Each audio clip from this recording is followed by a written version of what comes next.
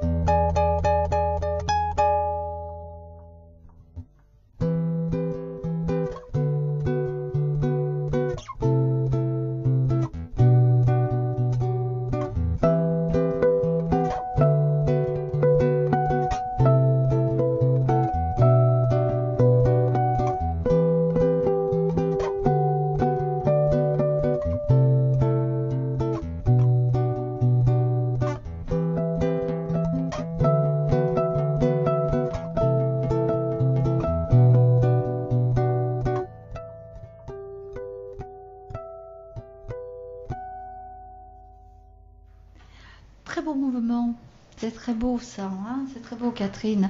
Vous l'avez travaillé ensemble toutes les deux ou c'est Isabelle qui vous a proposé ça et vous avez accepté d'emblée? Il y avait un travail de retouche à faire? Isabelle a proposé et ça a été un coup de cœur en l'écoutant. Je l'ai découvert quand j'ai vu le film et c'est absolument superbe et je trouve que ça colle exactement à l'esprit de la maison, à ce que je suis, à tout, quoi. Alors, puisque justement nous venons d'écouter cet extrait, on va donner la parole à Isabelle Fraval. Isabelle, alors Isabelle, vous êtes musicienne, vous êtes auteur-compositeur, vous êtes interprète. Vous chantez vos propres chansons, donc je suppose, Oui. hein. Mais également vous êtes proche des enfants et vous leur faites partager votre passion dans le cadre d'ateliers dans les collèges où vous travaillez actuellement en tant qu'auxiliaire de vie scolaire dans des classes d'enfants qui sont en difficulté d'ailleurs. Voilà. Difficultés cognitives, ouais. Voilà, et donc ça veut dire que la musique apporte un plus à ces enfants et vous voyez les résultats qui sont accomplis avec cette musique ou des questions qu'ils peuvent vous poser. Ouais, c'est un moyen d'expression, donc ça leur permet de dépasser des blocages, de prendre confiance en eux. Et c'est énorme. Oui. Alors, quel est votre style en tant qu'interprète? C'est plutôt la chanson française. Et la chanson française, c'est-à-dire Ouais, c'est difficile de vraiment... des faits de tous les jours. Vous parlez des faits de tous les jours. Vous pouvez, dans la chanson française, vous avez des personnages. Qu'est-ce que c'est la chanson française pour vous? Qu'est-ce qu'elle représente? Oh, on va succinctement. Je ne vais pas vous faire tout un questionnaire.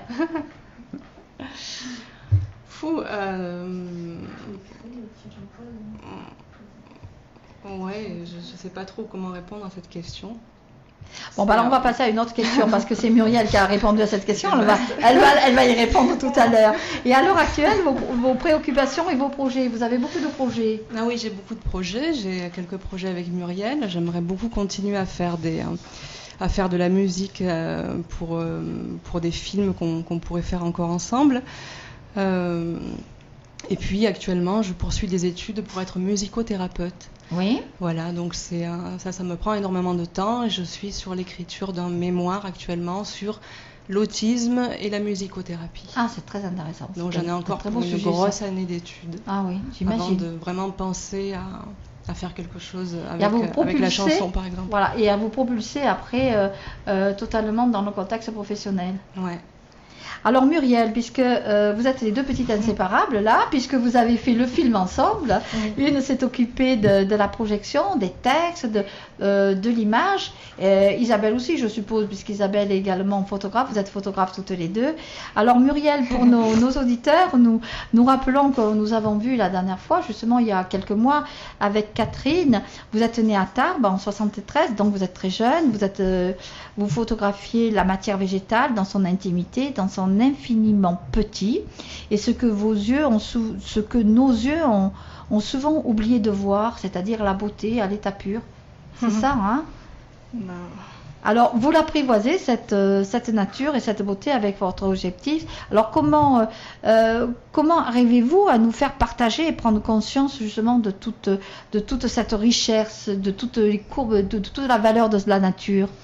Alors, comment vous la recevez, je ne sais pas, mais moi, comment je la transmets, c'est plus, c'est un cadeau pour moi aussi. C'est plus une attention que je porte à ces petites choses qui sont les gouttes d'eau, qui pour moi peuvent contenir toute la vie aussi.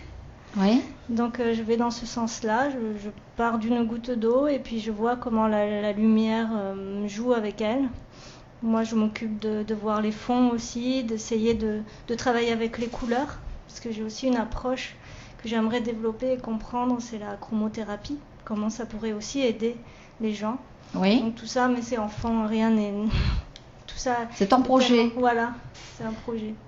Et parlez-nous de votre rencontre aussi avec Lucien Clergue, puisque vous avez travaillé un certain temps avec lui et il vous a donné peut-être un enseignement pour travailler certaines choses, travailler les nus par exemple. Oui, en fait, j'ai un parcours assez atypique, puisque mes parents m'ont mis très tôt dans les usines de la défense, donc là c'est autre chose. Et quand j'ai voulu faire mon chemin vers moi et me reconnecter à ce que j'aimais profondément, donc c'était l'art et puis donc c'est passé par la photo, je me suis offert mon premier stage qui était avec Lucien Clergue. Donc j'allais avec un grand maître, je ne savais pas trop parce que je suis venue aux rencontres d'Arles, j'ai pris le stage qui me parlait, c'était les nus dans la ville. Et c'est vrai que ce stage m'a complètement révolutionné parce que j'y venais pour, je pensais avoir tout à apprendre. Et puis lui, il m'a plutôt conforté à me dire que l'essentiel, je l'avais, que la technique, eh ben, voilà, je l'avais acquise, qu'il fallait que je continue à travailler sans cesse. Et puis, il m'a surtout dit de me nourrir de la vie et du beau. Et ça a été le plus grand enseignement parce que c'était me nourrir des gens, d'aller voir des expos, d'aller manger des bonnes choses, boire du bon vin. Et je sais pas, je continue à avoir ce profil. Bon, pourtant, il y a quelque chose en 2005, une nouvelle rencontre qui est un peu plus personnelle, mais qui a quand même bousculé votre vie peut-être personnelle, et puis votre vision de voir les choses quand même. C'est quand vous avez connu votre maître spirituel, comme vous le mentionnez. Et oui, tout à fait. C'est un guide spirituel, effectivement, c'est Ama. C'est aussi encore, voilà, pour continuer ce parcours de vie où j'ai traversé les deuils et perdre bien évidemment les êtres les plus chers. Pour l'instant, ma grand-mère et ma mère, ce qui est déjà pas mal. Donc il faut survivre à la vie tout en voulant aussi me trouver moi et essayer de vivre de mon art. Donc tout ça, cette femme, là, Ama, qui prend les gens dans ses bras, elle m'a permis d'avoir une espèce de rigueur. Comment dire ?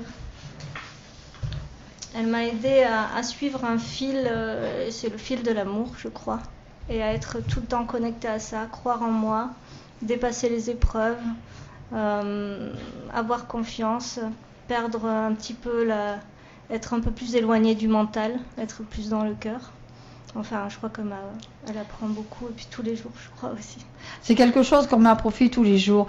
Alors Catherine, là, je suis très heureuse de vous recevoir parce que toujours avec vous nous amenez des personnes qui sont toujours très fortes dans l'esprit et dans leur créativité et qui ont toujours beaucoup de choses à nous montrer. Alors Catherine, depuis notre dernière rencontre, vous étiez venue en tant qu'éditrice. Hein. Je n'aimais pas trop ce terme, mais pourtant vous l'êtes. Et vous avez publié quand même énormément d'ouvrages avec l'Ardite. Vous avez depuis repris un lieu qui est quand même symbolique en art, qui est l'hôtel d'Yvonne, c'est ça ? Le rez-de-chaussée seulement. Oui, mais c'est quand même pas mal déjà. Hein. Et ça donne la possibilité justement dans ce lieu qui est quand même emblématique, qui devient emblématique de la peinture aussi, puisque vous faites beaucoup d'expositions et que vous faites beaucoup de conférences également. Oui, alors c'est justement le travail qu'on a cherché à mettre en valeur avec Muriel et Isabelle dans le petit film. Donc l'Ardite, c'est une maison d'édition qui s'est créée alors qu'il existait déjà une entreprise de formation. Donc l'édition, c'était pour aller encore plus loin, partager dans les livres et avec des artistes des sujets de société. Donc c'est vraiment le cœur de ce que je veux faire, du métier que je me suis créé. Oui. Et comme j'ai la chance d'avoir trouvé ce bel espace qui est effectivement le rez-de-chaussée d'une aile de l'hôtel d'Yvonne, donc un lieu qui quand même est un beau lieu de 110 mètres carrés, l'idée c'est de pouvoir exposer les œuvres des artistes avec qui nous travaillons sur les livres, et nous sommes toujours autour du livre, et de proposer des rencontres, des débats dans l'esprit de ce que l'art nous dit. Oui. Et donc à travers les livres et à travers les œuvres qu'on voit, se questionner sur des sujets de société, comme on va le faire jeudi, vous en avez parlé tout à l'heure, avec Michel Racqua, qui a écrit Le chemin de peinture. Oui. On va se questionner sur cette carrière et ce qu'elle peut représenter, ce qu'elle a pu apporter et ce que Michel peut apporter dans sa réflexion sur 30 ans de peinture aux autres, à tout le monde finalement, sur son propre chemin, et aux artistes, à ceux qui essayent de vivre de leur art. Voilà, alors justement, Michel Racqua vit et travaille en Provence, c'est ça Michel ? C'est ça, pour l'instant, oui, je suis en Provence, je suis passé par beaucoup d'endroits. Ah, mais vous n'allez pas partir facilement, je ne pense pas, là maintenant Catherine va vous atteler un c'est pas petit peu. prévu, c'est pas prévu. Alors vous êtes artiste peintre, vous êtes plasticien aussi ? Oui. Hein vous possédez un parcours artistique qui a été mené en parallèle avec une carrière d'enseignant en mathématiques et arts plastiques. C'est bien cela ? Alors, pas art plastique. Bon, disons que j'ai enseigné les mathématiques dans divers endroits, lycée, école normale, collège, et selon mon humeur, comme ça, je n'ai pas voulu quitter ce métier, je ne l'ai pas fait. Et j'ai jamais trouvé une antinomie entre les deux choses. J'ai jamais eu de difficulté à mener de pair le travail artistique avec certains élèves dans des associations, dans des ateliers, le travail artistique pour moi, parce que je suis un peintre d'atelier, j'ai besoin de beaucoup de tranquillité pour m'exprimer. Et le métier d'enseignant était le don aux autres. Et j'espère avoir mis un petit peu d'un côté poésie ou création dans l'enseignement des mathématiques, et sans doute beaucoup de gens m'en ont parlé, un côté mathématique dans la peinture. Alors justement, ça revient à ce que j'allais préciser, c'est que votre travail consiste à faire toujours coïncider deux points de vue. C'est-à-dire deux points de vue qui peuvent être quelquefois même conflictuels, c'est-à-dire la vie et la mort, la présence et l'absence, le flou, le net, le proche et le lointain, décor urbain ou bord de mer, et tout ce dans un style quand même qui est assez réaliste. Oui, quand j'ai commencé à peindre, d'abord je ne suis pas du tout issu d'une famille qui était... je n'ai pas été porté vraiment sur les fonds baptismaux de la peinture. Oui. Je me suis découvert petit à petit, comme ça, et j'ai fait de la peinture comme j'aurais pu faire autre chose. J'ai mené un petit peu parallèlement la musique et l'écriture, mais je suis arrivé surtout à la peinture à l'époque où les mouvements de peinture en France étaient un petit peu relatifs à l'hyperréalisme américain. Les mouvements de nouvelle figuration narrative, et je me suis trouvé comme ça, avançant avec des peintres qui étaient dans cette tendance, ce qui m'a valu d'entrer en particulier dans la galerie Jean-Marie Cupillard à Grenoble, qui exposait à cette époque-là Classen, Chaucer, Fromanger, des personnes comme ça. Et alors c'est vrai que cet aspect conflictuel, je le ressens toujours dans la vie. Il y a toujours deux points de vue, deux points de vie, et puis on évolue entre l'un et l'autre. Est-ce que c'est notre yin et yang à la française? Je l'ignore, mais j'ai toujours eu envie d'aller, et c'est pour ça aussi, on en parlait tout à l'heure, que ma peinture a évolué selon des séries. Oui. C'est-à-dire qu'il y a un thème, il y a un centre d'intérêt. Avec ce centre d'intérêt, il y a une technique qui en découle. Et puis, à force de travailler, il y a un moment où l'on se dit, mais si tu continues comme ça, tu te répètes, tu deviens plus un artisan. Et donc, il y a une rupture qui se fait avant une autre série. Et c'est pour ça que j'ai écrit ce texte après 30-35 ans de peinture, parce que je me suis demandé si vraiment il y avait quelque chose de commun entre toutes ces séries, si on trouvait une unité. Et voilà donc l'objet du livre qui a été voilà, le chemin de peinture justement qui est édité à l'Ardi et qui aura lieu, où il y aura une conférence qui est prévue donc le 13 juin. Et ce livre, eh bien, on le trouve déjà dans les bacs maintenant, Catherine? Alors, on devrait pouvoir le trouver. Je crois que l'enregistrement à la Bibliothèque nationale de France n'est pas terminé. Il y a un petit peu de délai. Mais quoi qu'il en soit, si les libraires ne peuvent pas le trouver dans leur base de données, on peut toujours le commander directement chez l'Ardi. Donc les libraires peuvent envoyer un mail, prendre contact avec nous via le site, et le livre est là et disponible. Très bien. Alors, pour revenir un petit peu à Michel, vous avez vous avez eu comme une année sabbatique en quelque sorte, puisque pendant un an, de 2011 à 2012, vous n'avez pas trop voulu. Ça a été quelque chose d'un fait, vous n'avez pas voulu trop produire d'œuvres, vous n'avez pas voulu non plus faire d'exposition, et à la vue de certaines de vos œuvres actuelles que vous avez exposées justement chez Catherine, on voit une peinture un peu différente, une peinture, enfin pour moi qui ne connais pas tout le chemin de votre œuvre, on voit une peinture un petit peu différente où le corps de la femme est vu, et peut-être un peu tronqué, avec une affinité tout à fait particulière. Vous la travaillez quand même un peu différemment. C'est pas du figuratif. Il y a quelque chose. Il y a votre propre lignée. Oui. Alors d'abord, je n'ai pas voulu cet arrêt. Il s'est imposé à moi. Il s'est imposé un petit peu à la suite de l'écriture de ce texte. Ah, voilà. Comme si le fait d'avoir écrit ceci et d'avoir un petit peu compris ce que j'avais fait, une remise en question, était une remise en question, et avait bloqué ou avait enlevé le mystère nécessaire à la création.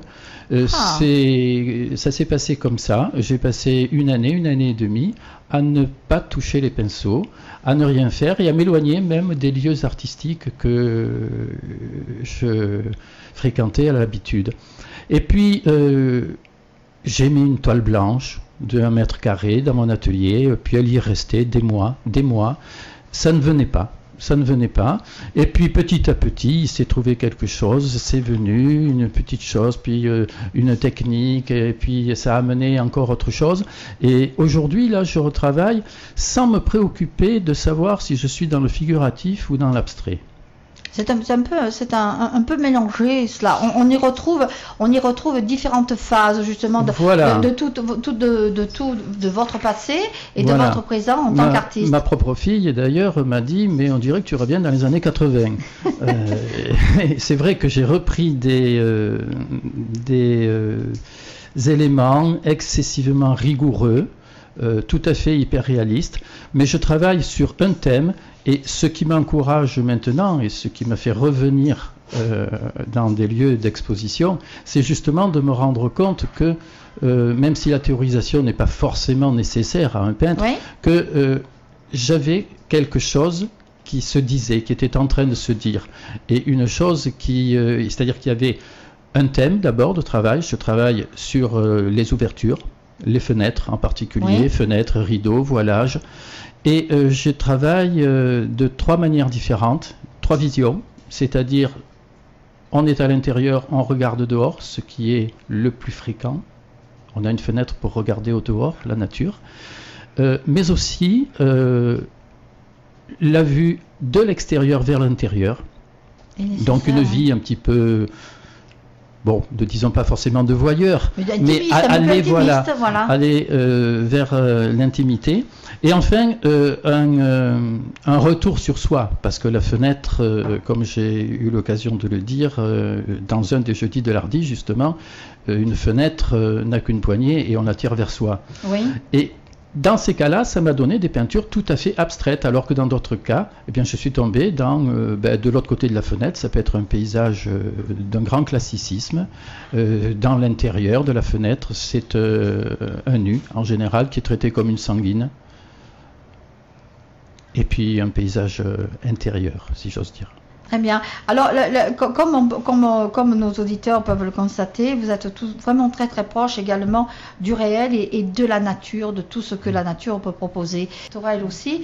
Alors, comme je me complais à dire toujours en début d'émission, nous sommes sur une table ronde, ça veut dire que chacun, je pose des questions, mais chacun peut poser des questions s'il a envie, s'il le désire, pour compléter ce que le peintre, ce que je pose comme question, ou ce que le peintre peut lui-même donner comme explication.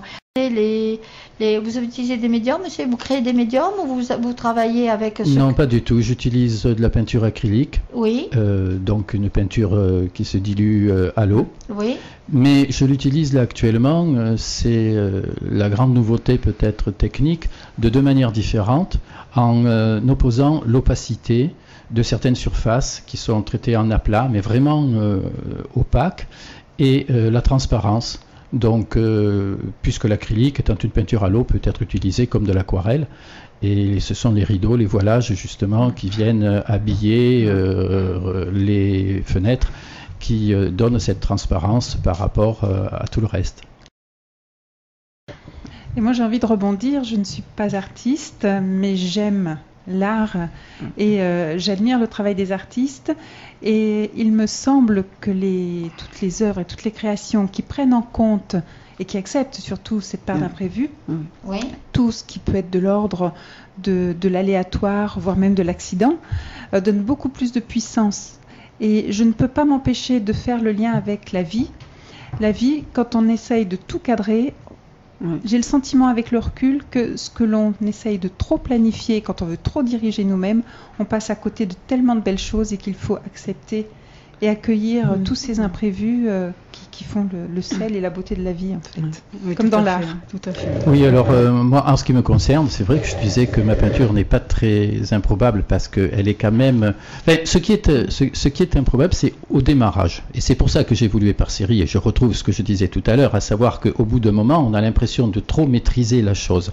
Mais cette maîtrise que je cherche à avoir, je crois qu'en fait, c'est un garde-fou contre une sensibilité extrême.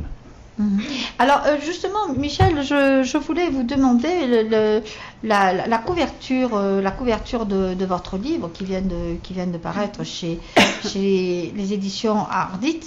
Il y a une œuvre qui est représentée, qui est surprenante, qui est très belle, qui est à la fois où il y a à la fois un côté figuratif et un côté totalement abstrait dans l'œuvre. Avec des aplats et du trait.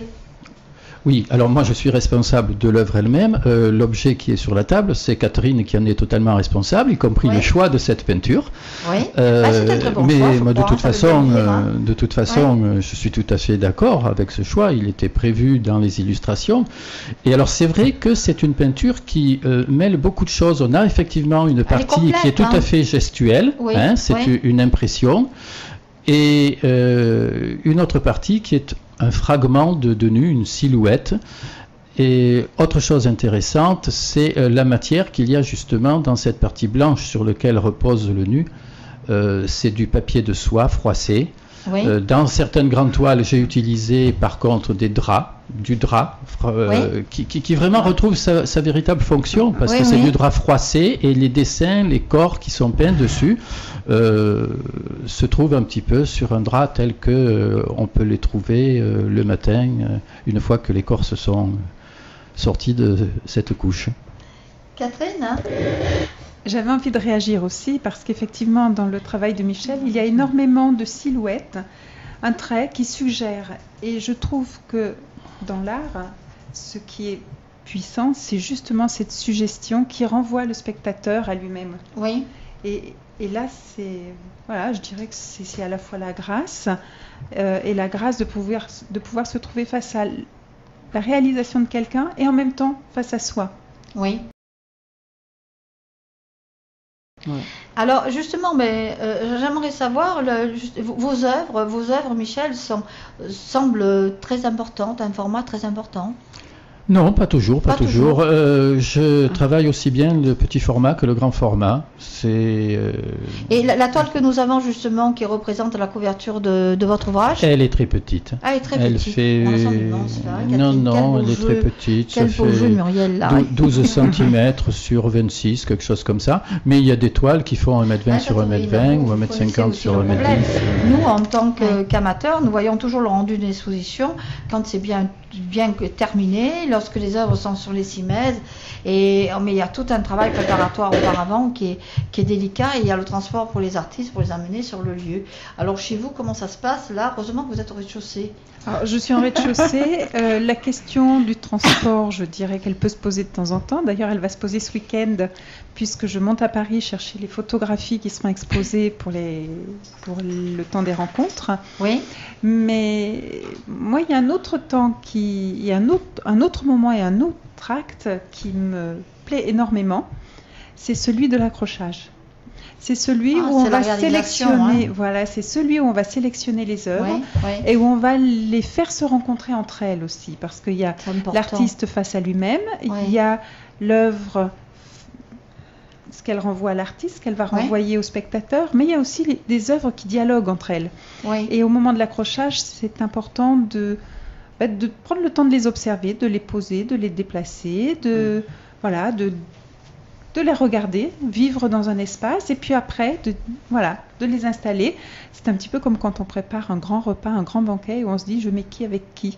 Voilà, alors, Catherine, justement, cette sélection et cet accrochage, vous le faites seul ou vous le faites avec les artistes? Alors, chaque fois que possible avec les artistes, et lundi, nous avons eu le plaisir d'accrocher avec Michel, ce qui est un moment je dirais presque de complicité, et je trouve ça absolument fabuleux.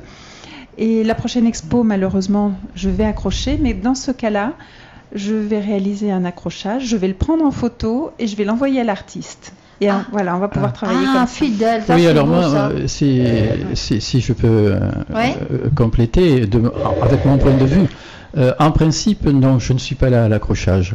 En principe, bon, d'abord... Faites confiance. Je fais confiance. Il y a le lieu, il y a une personne qui connaît un lieu. Alors évidemment, bon, lorsque j'en suis à la 7e ou 8e exposition, en 15 ans ou 20 ans dans le même endroit, je finis par le savoir et à l'avance déjà faire un premier choix. Mais bon, on parlait tout à l'heure du regard. En fait, je crois que j'ai une créativité excessivement égoïste. Je me moque complètement de celui qui va regarder au moment où je fais quelque chose.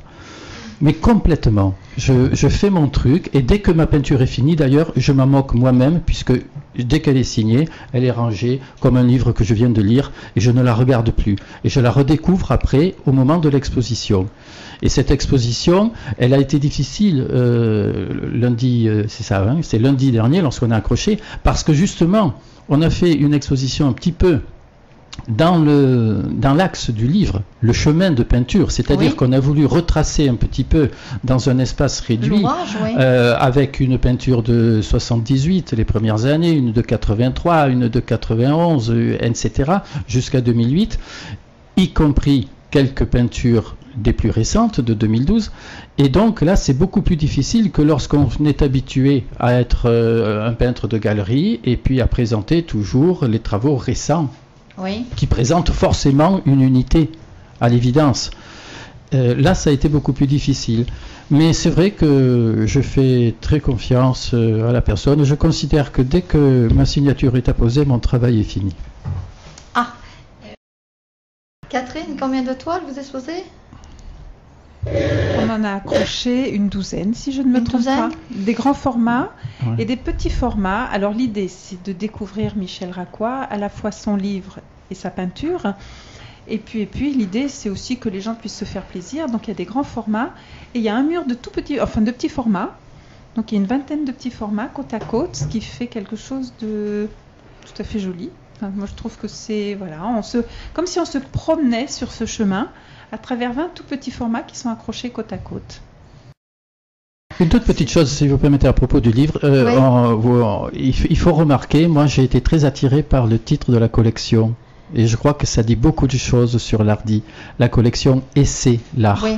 C'est vraiment quelque chose qui m'a beaucoup attiré quand j'ai décidé d'adresser mon manuscrit à Catherine. Et c'est l'art, c'est une façon d'inviter toute personne à s'essayer. Oui, mais effectivement, c'est tout il y a tout un travail et Catherine sait très bien choisir les personnes qu'elle invite pour sa société d'édition. Nous avons des choses magnifiques. D'ailleurs, votre ouvrage, je le ferai passer, si vous le voulez bien, dans notre émission littéraire du mois de juillet, début du mois de juillet, comme je le fais régulièrement. Catherine, alors, vous avez quelque chose de très très important. C'est le 13 juin, là c'est presque demain, hein. C'est dans 3 jours. C'est dans 3 jours, c'est dans 3 jours, oui. À 18h. Alors il y a plusieurs manifestations, et il y a une actualité assez conséquente, que ce soit sur l'Hardy ou que ce soit pour Michel et Muriel. Alors après Michel et Muriel pourront dire ce qu'ils ont prévu en dehors de l'Hardy. Toujours est-il que le 13 à 18h, je propose qu'on se retrouve dans le cadre des Jeudis de l'Hardy autour de Michel. Et donc au sein des locaux de l'Hardy, dans cette salle d'exposition où on a accroché une vingtaine d'œuvres, dont ce mur de 20 tout petits formats. Et Michel va nous parler de son chemin de peinture. Alors, conférence peut-être pas, parce que l'idée, c'est d'avoir une rencontre conviviale. Ah, c'est bien plus intéressant. Et de pouvoir échanger à bâton rompu avec Michel autour de son travail et de ce livre, de ce chemin, qui pour moi est aussi un chemin pédagogique. Oui. Donc ça, c'est l'actualité imminente, mais il y en aura d'autres. Et jusqu'au 22 juin. Jusqu'au 22 juin. Jusqu'au 22 voilà, juin. donc on peut visiter à la demande, sur rendez-vous. Il suffit de passer un coup de fil. Donc là, je vais donner le téléphone, le 06 24 51 32 05. Et puis, nous enchaînerons après avec un photographe. Et j'ai très envie d'en parler parce qu'il est vraiment dans le même esprit que tous les participants à cette table ronde. Ce photographe s'appelle Grégor Podgorski. Alors, ce n'est pas l'Hardy qui organise, mais une association que l'Hardy soutient, qui s'appelle Mon ami l'artiste, et qui viendra exposer dans les murs de l'Hardy une douzaine de photos qui sont des photos mère-fille. Et à travers ces photos qui sont des photos de nus, ce qui est assez surprenant, arriver à photographier mère et fille dans ces conditions. Grégor Podgorski, qui est un artiste humaniste, si on peut le qualifier comme ça, explore l'humain. Oui. Et c'est une œuvre d'une extrême sensibilité, d'une part. C'est quelqu'un qui fait appel à des modèles qui ne sont pas professionnels, donc c'est des gens qui ont envie de poser pour lui. Oh, c'est intéressant. Ça, c'est absolument fabuleux. On trouve des choses très différentes dans chaque regard, dans chaque visage. Oui, dans chaque posture. Ah, oui. Il fait écrire, il demande un texte à toutes les personnes qui posent. Et là, on a quelque chose d'à la fois très personnel et en même temps de tellement universel. Oui. Donc il y a cet aspect-là. Et puis alors les photos sont absolument fabuleuses. C'est vraiment, il y a de la vie, il y a une lumière absolument géniale alors que c'est en studio. Il y a une dynamique et un dynamisme. Il y a des, voilà. Je ne trouverai pas les mots suffisants, mais en tout cas des photos qui, tant sur le plan technique que sur le plan de la sensibilité, sont absolument magnifiques. Donc l'idée, c'est d'offrir les murs à l'association pour exposer cet artiste. Ça sera donc après... Donc ça sera après l'exposition de Michel, oui, du 24 juin au 6 juillet. Oui, pendant la période des rencontres, oui, avec une conférence le 4 juillet, oui, que nous proposons de lui organiser, avec une thérapeute qui est psychogénéalogiste, qui va nous parler des secrets de famille, du poids des secrets de famille, et donc de la nécessité de dire les choses, mais en même temps, voilà, jusqu'où on va. Oui. Voilà, le rapport entre l'intime et ce qui doit être dit. Passionnant. Alors ça, c'est la question de la mise à nu finalement. Ça se passera en juillet. Fin juin, début juillet, 24 juin jusqu'au 6 juillet. Très bien. Et la conférence est le 4 juillet. Alors, de toute façon, d'ores et déjà, pour avoir plus d'informations, on pourra écouter notre émission dans les archives sonores. Mais Catherine, on peut vous joindre au 04 90 52 00 58 ou bien au 06 24 51 32 05. Alors, Muriel, je ne vous ai pas posé de questions. Je sais que vous venez de terminer une exposition à l'Ardit aussi, oui. Vous aviez mis quelques photos. Quel était le côté thématique de cette exposition? C'était les gouttes d'eau. Ah, les gouttes d'eau. L'eau et la lumière, toujours. Oui. Et là, vous avez prévu quelque chose? Oui, j'expose à Beauvoir en Royan, au Couvent des Carmes. C'est un sublime lieu. C'est dans le Vercors. Donc, oui. Ils m'ont exposé il y a 4 ans et donc on recommence cette année pour 2 mois. Et j'ai l'immense honneur d'avoir 8 pages dans le prochain Bonheur Magazine. Oui. Stéphane Arfi qui m'a découvert avec mon travail auprès de Lilou Massé et donc qui va mettre à l'honneur les gouttes d'eau justement. Donc, très bien. Alors vous trouvez toujours des lieux, Muriel, qui sont vraiment des lieux très symboliques. Hein, votre œuvre doit se plaire. C'est elle qui vous conduit justement dans ces lieux un peu magiques. C'est les gouttes qui retrouvent leur source et la lumière aussi. Donc souvent les couvents, j'aime les beaux lieux aussi. Et donc cet été, avec Catherine toujours, parce que les éditions L'Hardy sont très importantes pour moi et j'aime qu'on collabore ensemble, on va finir sur une péniche. Une goutte d'eau sur une péniche. Exposition sur une péniche? À quel endroit? À Arles, sur les quais. Superbe, c'est magnifique voilà, ça. Donc c'est en cours, on doit encore affiner parce que je vais exposer aussi avec une dame qui travaille le fil. On peut appeler ça au fil de l'eau. Enfin, on est en train d'y travailler. Oui, donc il s'agit d'une créatrice qui utilise le fil et le textile, et des textiles ethniques souvent, pour des créations, que ce soit des créations très pratiques, comme des coussins, mais de petits tableaux aussi. Elle a des œuvres à part entière dans son travail. Et donc elle a un espace de travail et d'exposition sur Arles où Muriel va pouvoir mettre une œuvre et puis on va réfléchir ensemble à ce fil qui va les conduire sur la péniche. Il y aura une de mes photos dans sa vitrine et puis elle continuera avec moi sur cette péniche. Très bien. Alors cette artiste, peut-être donner son nom quand même, s'appelle Christine Mirin. Oui. Et elle est rue de la Liberté à Arles. À Arles. Alors peut-être qu'Isabelle nous pourra nous faire peut-être un tapis sur cette exposition, non? Un tapis sonore, un tapis musical, hein? C'est une bonne idée, ça, non? Non, c'est pas prévu. Alors, vos prochaines expositions? Ben, il y en a déjà 3 parallèles en ce moment. Oui. Celle donc de l'Hardy à Arles et une exposition à Malemort, à la médiathèque de Malemort, qui est axée sur le livre également. Et puis une à Pernes-les-Fontaines, Galerie Trace. Voilà. Très bien. Alors, pour avoir plus d'informations, on peut toujours prendre des renseignements auprès de Catherine. L'émission va se terminer. Je remercie Catherine Strumeyer qui est venue avec nous, qui nous a parlé de son chemin, dans son chemin d'éditeur et de ce chemin de peinture qui vient de sortir avec Michel Racquois. Isabelle Fraval, merci. Muriel aussi, Muriel Despio, merci. Et puis on va vous voir tout prochainement pour vos expositions. Nord à partir de demain. Bonne fin de soirée. Au revoir.